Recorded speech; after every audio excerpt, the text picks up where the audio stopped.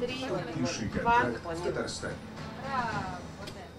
Напомним, вы смотрите телевизионный марафон. Для наших коллег рабочий день сегодня начался в 6 утра. Для кого-то и раньше. Студия оформлена в военно-патриотической тематике. Здесь и маскировочные сети, и УАЗ «Патриот», на котором наша съемочная группа 10 раз выезжала в зону СВО. Все подлинное. Первый гость тоже настоящий герой. Расим Баксиков впервые на несколько часов стал соведущим телемарафона. Все прошло без задоринки, так скажем. Даже если учесть, что я был в роли телеведущего. Хотя это неожиданный такой поворот, я бы сказал. И бьется сильнее в груди наша вечная память. 13-летний Ранель Сафин – один из юных участников телемарафона. Он исполнил песню «Шамана». Мальчик пишет музыку и стихи. После встречи с Расимом Баксиковым хочет посвятить песню легендарному танку «Алеша». Впечатление очень такое необычное.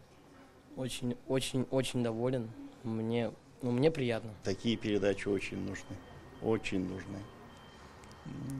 Встреча живьем с героями России. Ведь ни я, ни Ранель никогда не видели героя России.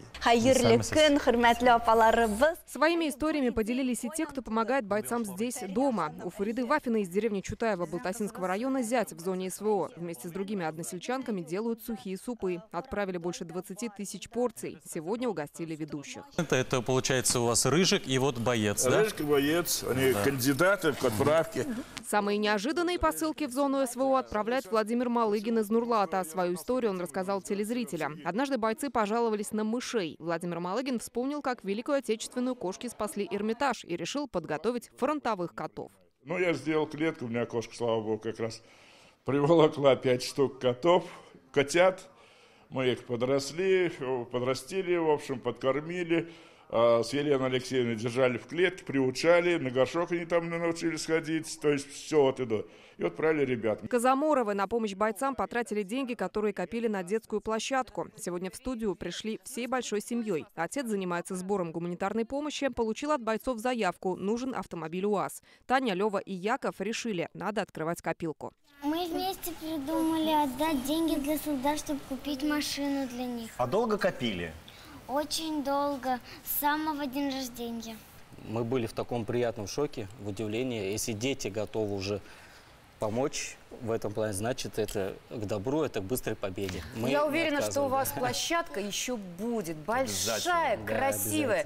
Обязательно будет. Помогает каждый город и район республики. Что они производят для нужд бойцов, на марафоне показывают наглядно. Так, в Менделеевском изготавливают больше 20 видов продукции. Это тоже полуфабрикаты. Это еда, голубцы. Да, голубцы даже, как космонавты. Это аптечка, мы шьем прямо сами у себя. Это подшлемник шьется. И вот такие сумки тоже изготавливаем полностью для бойцов. Марафон поддержали звезды татарской эстрады. Фирдус Тимаев, Ильсия Бадреддинова, Рифат Зарипов и другие вышли на связь из студии Болгар-радиоса. Элвин Грей рассказал о своих концертах на передовой, настрое ребят. На самом деле никто никого не заставляет. Все патриоты своей родины, и все идут на передовую от души. Почему я так говорю? Потому что я сам видел, ездил не раз и общался с ребятами. Мы еще послужим Родине России. Родина одна и честь одна. На сцене и уникальный коллектив ветеранов СВО «Добробат». Все трое участников вернулись домой по окончании контракта в мае прошлого года. Теперь занимаются творчеством. В первую очередь вообще мы хотим для своих пацанов исполнять свои песни. То есть, они такие у нас песни заряженные, получается, именно о нас. И поем мы именно о том, что мы знаем. За великую нашу страну! Над 12-часовым прямым эфиром марафона только сегодня трудились 60 наших коллег. Подготовка шла неделями. Корреспонденты сняли репортажи со всей республики и не только. Огромная большая команда всего холдинга ТНВ, Болгар-радиуса. Все вместе пытаемся создать вот этот марафон, очень патриотичный, с подъемом боевого духа.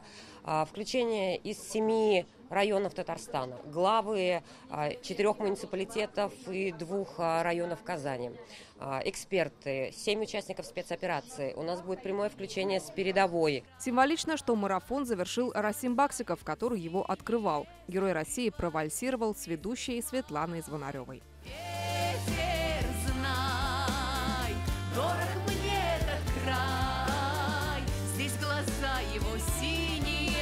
Лена Анатольевна, Данил Филатов, Рамзиль Гарипов, ТНВ Казань.